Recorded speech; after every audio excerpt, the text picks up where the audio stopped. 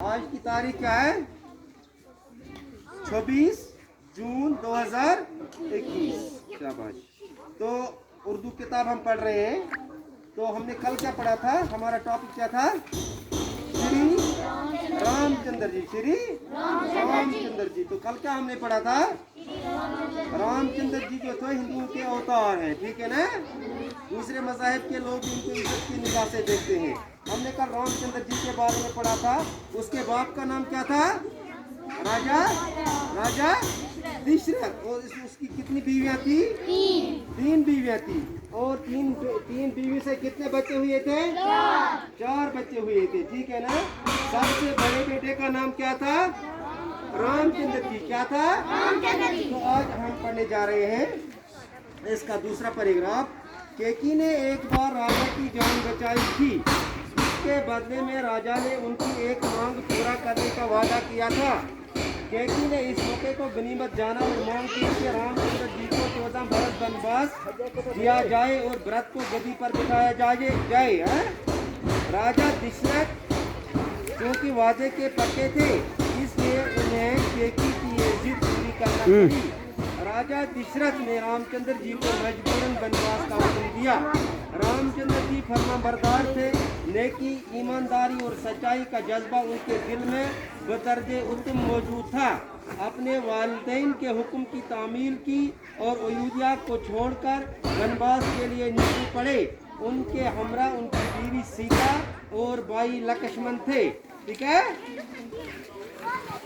केकी ने एक बार राजा की जान बचाई थी। केकी जो थी ना, जो राजा दशरथ की बीवी थी, तीन बीवी में से एक बीवी केकी थी। उसने एक बार राजा दशरथ की जान बचाई थी। तो जिसके बदले में राजा ने उनकी एक मांग पूरा करने का वादा किया था। तो राजा ने, बादशाह ने केकी को वादा किया था कि मैं आपकी एक मांग, बड़ी मांग, जो आप मांगोगे मैं वो पूरा कर दूंगा, ठीक है ना।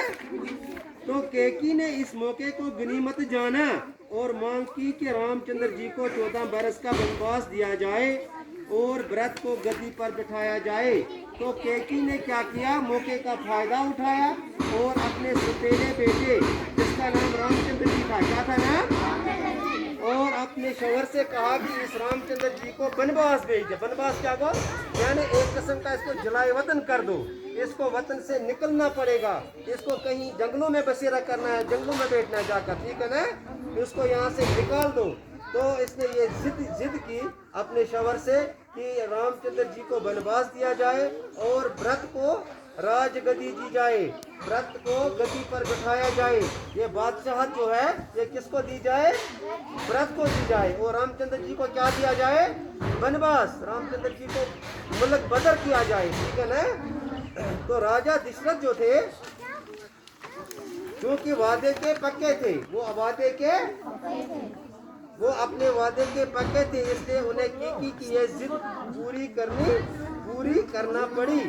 तो वो अपने वादे के पक्के थे, उसने ये केकी की ये जिद पूरी कर ली, ठीक है ना।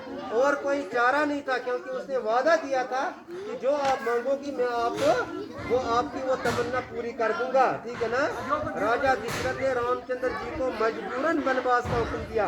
रामचंद्र जी नहीं चाहते थे, राजा दशरथ नहीं चाहते थे अपने बेटे को वनवास भेजना, ठीक है ना।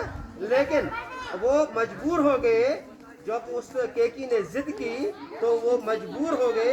तो उसने हुक्म दे दिया कि रामचंद्र जी को वतन से निकलना पड़े, ठीक है ना। रामचंद्र जी फरमाबरदार थे। रामचंद्र जी ने बाप का हुक्म सर पर माना।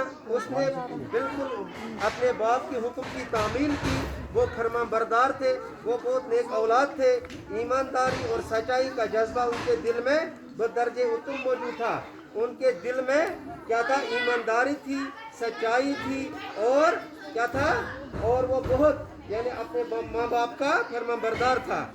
अपने वालिदैन के हुक्म की तामील की, अपने वालिदैन माँ और बाप के हुक्म की तामील की और अयोध्या को छोड़कर वनवास के लिए निकल पड़े। उसने अपने वतन को छोड़ दिया और तैयारी की कि मैं यहाँ से चला जाऊँ, मैं कहीं जहाँ मर्जी में बैठूँ, कहीं जंगल में, अपने मुल्क से उसको निकाल दिया गया, ठीक है ना। तो उनकी हमरा को उसके साथ, हमरा क्या वो साथ उनके हमरा उसके साथ और कौन था, और कौन चला? एक तो उसकी बीवी सीता, उसकी बीवी का क्या नाम था? सीता। और उसके छोटे भाई, एक भाई था छोटा जिसका नाम लक्ष्मण था, वो भी उसके साथ चल पड़े, वो भी उसके साथ चल पड़े। यानी उनके हमरा, उनकी बीवी और सीता, और उनकी बीवी सीता और भाई लक्ष्मण भी थे, उनके साथ सीता जी और उसके भाई जो है लक्ष्मण, वो भी चल पड़े। ठीक है ना?